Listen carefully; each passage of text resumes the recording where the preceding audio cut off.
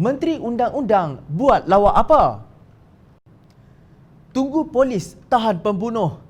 Demikian kata Menteri di Jabatan Perdana Menteri Hal Ehwal Undang-Undang dan Parlimen Datuk Taqiyuddin Hassan seperti dipetik beberapa media. Taqiyuddin berkata demikian apabila disoal oleh wartawan berhubung kes kematian anggota bomba Allahyarham Muhammad Adib Muhammad Kasim dalam rusuhan ketika kekecohan di tapak kuil Sri Maha Mariamman USJ 25 Subang Jaya pada 27 November 2018. Menurut Taqiyuddin, Jabatan Peguam Negara sedang menunggu hasil siasatan dan perkembangan kes bagi mencari pelaku yang menyebabkan kematian Adib. Jabatan Peguam Negara akan ambil tindakan atas hasil siasatan pihak polis. Kita tunggu. Masih dalam siasatan. Itu disahkan oleh Menteri Dalam Negeri. Dari segi SOP atau prosedur operasi standard, untuk kes jenayah tak ada tempoh. Bukan macam kes sivil. Dia ada tempoh 3 atau 6 tahun.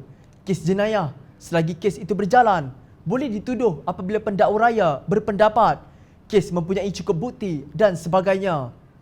Mahkamah dah buat peraturan ini. Kes jenayah terhadap Muhammad Adib, cuma mahkamah tak boleh tentukan siapa penyebabnya. Jadi kena siasatlah, katanya dipetik beberapa media. Pada 27 September 2019, Mahkamah Coroner memutuskan kematian Muhammad Adib disebabkan perbuatan jenayah yang dilakukan oleh 2 atau lebih individu yang tidak dikenali. PAS selepas itu menggesa pihak polis Diraja Malaysia atau PDRM agar segera menubuhkan pasukan siasatan khas dan membuka semula kertas siasatan berhubung kes kematian Muhammad Adib bagi menyiasat sehingga ke akar umbi. Kenyataan Taqiyuddin itu mengundang pelbagai sindiran di kalangan peguam. Peguam Syarizan Johan dalam hantaran ringkas di Facebook menyindir, bila jadi pembangkang, bukan main lagi kempen tuntut keadilan buat Allahyarham Adib. Suruh segera heret ke muka pengadilan lagi. Lepas jadi kerajaan, tunggulah siasatan polis. Macam itu rupanya. Kes Allahyarham Adib, Taqiyuddin Hassan wajib minta pihak polis beri kenyataan lengkap perkembangan siasatan kepada orang ramai dan bukan sekadar minta orang ramai tunggu sampai kiamat. Tegas Peguam Kanan Hanif Katri pula. Menurut Hanif, sememangnya menjadi tanggungjawab Taqiyuddin untuk mengarahkan pihak polis supaya mereka memberi kenyataan rasmi yang lengkap dari masa ke semasa berkaitan perkembangan terkini siasatan berhubung kematian Allahyarham Adib.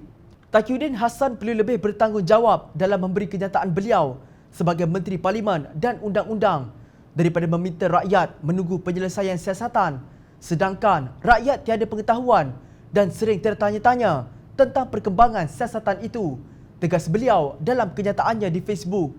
Peguam Muhammad Fazil pula mengungkit kenyataan Taqiyuddin sebelum memegang jawatan dalam kerajaan.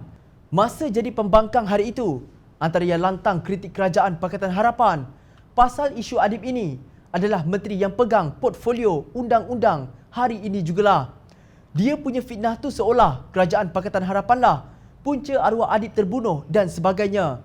Bahkan seolah mereka dah tahu siapa pembunuhnya.